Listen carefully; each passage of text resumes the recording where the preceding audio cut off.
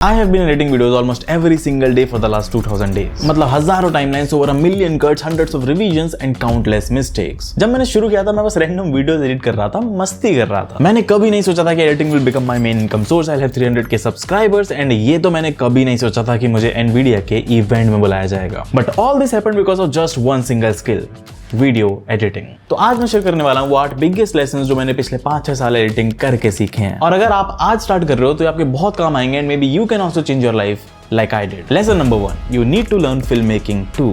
Editing की बात कर रहे थे ना? हाँ, एडिटिंग ही है, लेकिन एडिट तो वीडियो करोगे ना, तो वीडियो कैसे शूट होती है, कैसे सिनेमैटिक बनती है, सीखना भी तो पड़ेगा। मोशन ब्लर में शटर एंगल 180 डिग्री क्यों किया जाता है, कितने शटर एंगल पे कैसा ब्लर दिखता है, बताओ। शटर एंगल क्या होता है? इसीलिए बोला कि फिल्म मेकिंग और सिनेमाटोग्राफी की थोड़ी नॉलेज होना जरूरी है। जैसे आफ्टर इफेक्ट्स में 3D कैमरा यूज करोगे तो focal length, aperture, depth of field जैसी वैल्यूज देनी पड़ती हैं कैमरे को कस्टमाइज करने के लिए। और सिर्फ टेक्निकल चीजें नहीं, स्टोरी टेलिंग में कैसे इंटीमेट दिखाने के लिए क्लोज अप शॉट्स यूज होते हैं, लेकिन वहीं लोनलीनेस दिखाने के लिए वाइड शॉट्स, रॉ फील देने के लिए हैंड हेल्ड शॉट्स का इस्तेमाल होता है, लेकिन वहीं डिजाइन ऑर्केस्ट्रेटेड फील देने के लिए ट्राइपॉड के स्टेबल शॉट्स का। अगर आपको फ्रेमिंग समझ आती है तो आप ग्राफिक्स बेटर प्लेस करोगे। जैसे इस फ्रेम में रूल ऑफ थर्ड्स को फॉलो करते हुए मेरा फेस है ग्रिड की इस वाली लाइन पर और मोशन ग्राफिक्स जो भी एलिमेंट्स है वो है ग्रिड की दूसरी वाली लाइन पर। अगर कॉम्पोजिशन समझ आती है तो आपके टेक्स्ट या एलिमेंट्स कभी अनबैलेंस नहीं लगेंगे। जैसे मान लो ये 3 टेक्स्ट डाल दूं तो ये बहुत ही अनबैलेंस लग रहे हैं। अब यहीं पे अपनी वीडियो को थोड़ा सा जूम कर दूं, थोड़ा सा साइड खिसका दूं, now it looks balanced. Composition. और अगर स्टोरी टेलिंग समझ आती है तो आपके cuts and flow automatically improve हो जाएंगे। और भाई बेसिक कॉन्सेप्ट जैसे J cut, L cuts, match cuts, camera movement, eye direction and rule of thirds, ये सब सिर्फ फिल्म मेकर्स के लिए नहीं, इवन एडिटर्स के लिए भी इक्वली इंपॉर्टेंट है। मैं खुद मानता हूं कि मेरी एडिटिंग सॉफ्टवेयर सीखने से इंप्रूव नहीं हुई है, बल्कि जब मैंने कंटेंट क्रिएशन के लिए सिनेमाटोग्राफी और फिल्म मेकिंग सीखी तब ज्यादा इंप्रूव हुई। और यही थी मेरी पहली लर्निंग। सही है, इसके बाद तो क्लाइंट ही क्लाइंट होंगे? नहीं होंगे, क्योंकि सिर्फ अच्छा एडिटर बन जाने से क्लाइंट नहीं आ जाते। उसके लिए क्लाइंट्स को पता भी होना चाहिए कि आप अच्छे एडिटर हो। हैं? Lesson number 2, put your work out as soon as possible. मेरे करियर की सबसे बड़ी गलती खराब एडिटिंग नहीं थी, बल्कि वो ये थी कि मैं अपनी एडिटिंग किसी को दिखाता ही नहीं था। मैं नहीं दिखाऊंगा। कहीं अपलोड नहीं करता था, दोस्तों को नहीं बताता था, क्योंकि लगता था कि अभी एडिटिंग उतनी अच्छी नहीं है, लोग हंसेंगे, पहले परफेक्ट हो जाऊं फिर शेयर करूंगा। और इसी चक्कर में सालों तक किसी को पता ही नहीं चला कि मैं एडिटिंग करता हूं और ना ही मेरे पास कोई क्लाइंट आया। तेरा तो यूट्यूब चैनल है? यस, वो मैंने बाद में बनाया था and that's when I started getting clients. But आप अगर फुल फ्लेज्ड कंटेंट नहीं बनाना चाहते हो तो एक सिंपल सा रूल बताता हूं जो आई विश किसी ने स्टार्टिंग में मुझे बताया होता। The 5 upload rule. हर महीने कम से कम 5 वीडियोस अपलोड करनी है। कहां? Best option right now is Instagram. 5 perfect complete reels या एडिट्स नहीं, ये कुछ भी हो सकता है। मे बी आपने ट्यूटोरियल फॉलो करके कोई इफेक्ट बनाया, कोई स्पेक ऐड, किसी की रॉ फाइल उठा के उस पर प्रैक्टिस कर रहे थे, या कोई क्लाइंट प्रोजेक्ट। कुछ भी डालो बस ताकि आपका काम पब्लिक के सामने आए। हो सकता है वहां से कोई क्लाइंट आपकी वीडियो देख ले, कोई ब्रांड देख ले, या शायद आपका चैनल ही ग्रो कर जाए। वीडियो तो आप एडिट कर ही रहे हो ना, बस उनको अपलोड करना है, कोई ज्यादा एक्स्ट्रा एफर्ट है नहीं। एंड एक और बेनिफिट है कि ऑडियंस का फीडबैक डायरेक्टली आपको मिलता है, तो आपको खुद दिमाग नहीं लगाना कि क्या मैं सही कर रहा हूँ क्या गलत। तो सिंपल सी लर्निंग ये थी कि आपकी एडिटिंग या कोई भी स्किल की वैल्यू 0 है अगर किसी को पता ही नहीं है कि आप करते हो। मेरा freelancing career, YouTube channel, even Nvidia का वो इवेंट मुझे इसलिए नहीं मिला कि मैं अचानक से दुनिया का बेस्ट एडिटर बन गया, मतलब वो तो मैं हूं ही, लेकिन ये सब मुझे अपना काम पब्लिकली शेयर करने से मिला। अब इतनी एडिटिंग करूंगा, बेस्ट एडिटर बन जाऊंगा। वेल, यही है हमारा next lesson. Lesson number 3, more editing is not better editing. मैं भी पहले बहुत ज्यादा एडिटिंग करता था, भर भर के transition, effects, overlays, light leaks डाल देता था, लेकिन फिर भी मेरी वीडियोस प्रोफेशनल वीडियोस के आसपास भी नहीं आती थी, क्योंकि प्रोफेशनल एडिटिंग जस्ट उल्टी होती है। उल्टी? अरे मतलब अपोजिट होती है। प्रोफेशनल एडिटिंग फ्लैशी नहीं बल्कि क्लीन होती है। उसका मेन पर्पस अटेंशन ग्रैब करना नहीं, बल्कि अटेंशन मेंटेन करना होता है। और उसके लिए कोई क्रेजी एडवांस एडिटिंग टेक्निक नहीं लगती, बस बिल्कुल बेसिक्स मैटर करते हैं, जैसे flow, pace, smoothness, font, colour consistency and branding.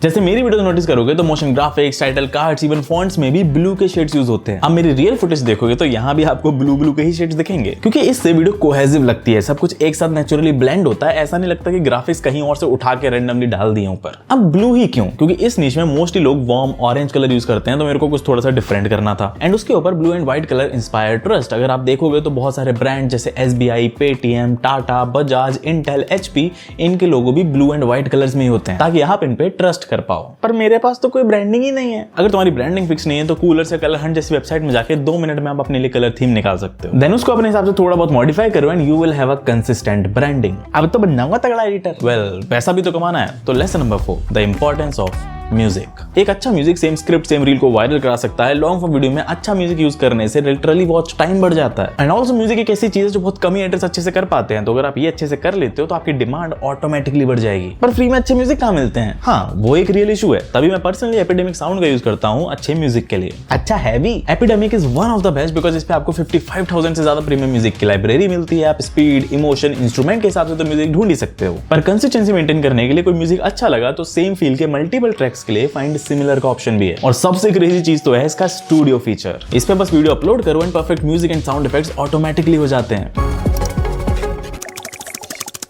है ना क्रेजी चीज। प्रीमियर और दाविंची के लिए प्लगइन भी अवेलेबल है जिससे डायरेक्टली सॉफ्टवेयर के अंदर ही स्टूडियो फीचर का यूज करो एंड देन म्यूजिक और साउंड इफेक्ट्स को डायरेक्टली टाइमलाइन पे ऐड कर सकते हो। इसीलिए epidemic is right now one of the best tools for video editors. Epidemic ने इंडिया में ऑलरेडी प्राइसेस काफी कम कर दिए हैं, बट अगर और डिस्काउंट चाहिए तो अबे 90 कोड यूज कर लेना, 90% ऑफ मिल जाएगा पहले महीने के लिए। तो ट्राई करो एक बार, मजा आ जाएगा। बाकी thanks to Epidemic for sponsoring this video. अभी आगे बढ़ते हैं और चलते हैं हमारे नेक्स्ट लेसन पे। Lesson number 5, faster editing doesn't come from hard work. मैं ऑलमोस्ट 40-45 मिनट्स की ऐसी टॉकिंग हेड वीडियो को कट करके अलाइन कर सकता हूँ 50 मिनट से 1 घंटे में, जिसमें मैक्सिमम एडिटर्स 3 से 5 घंटे का टाइम लगा लेंगे। कैसे?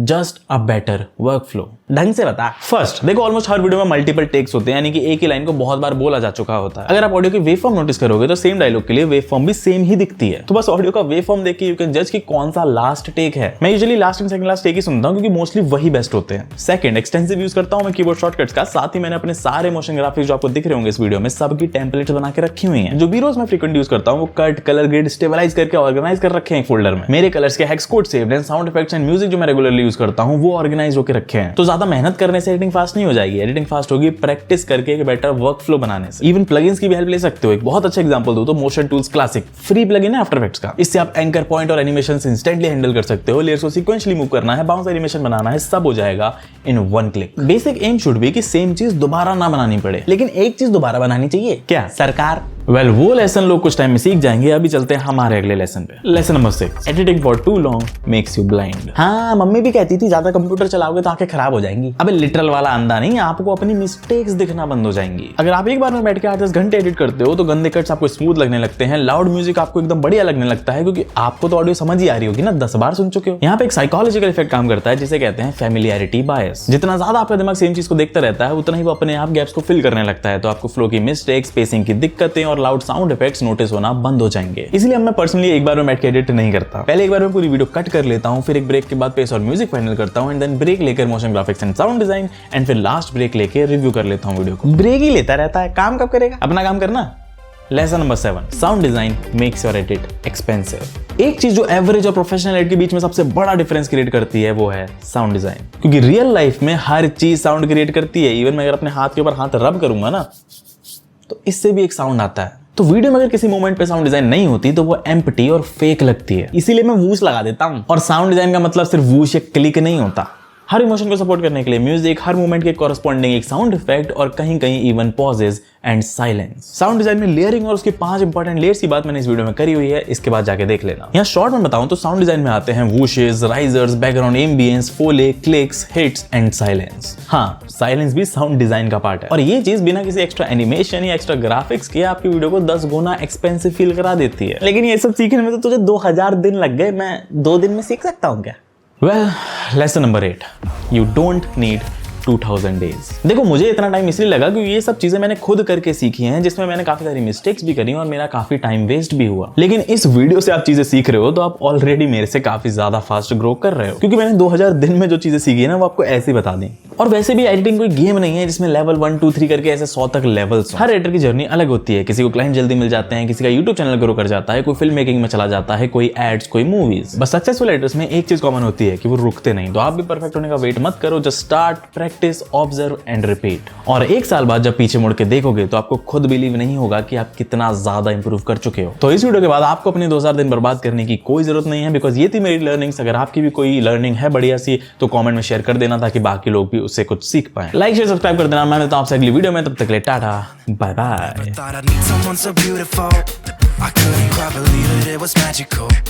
Just kissing under street lights on our way back home, our way back home, our way back home.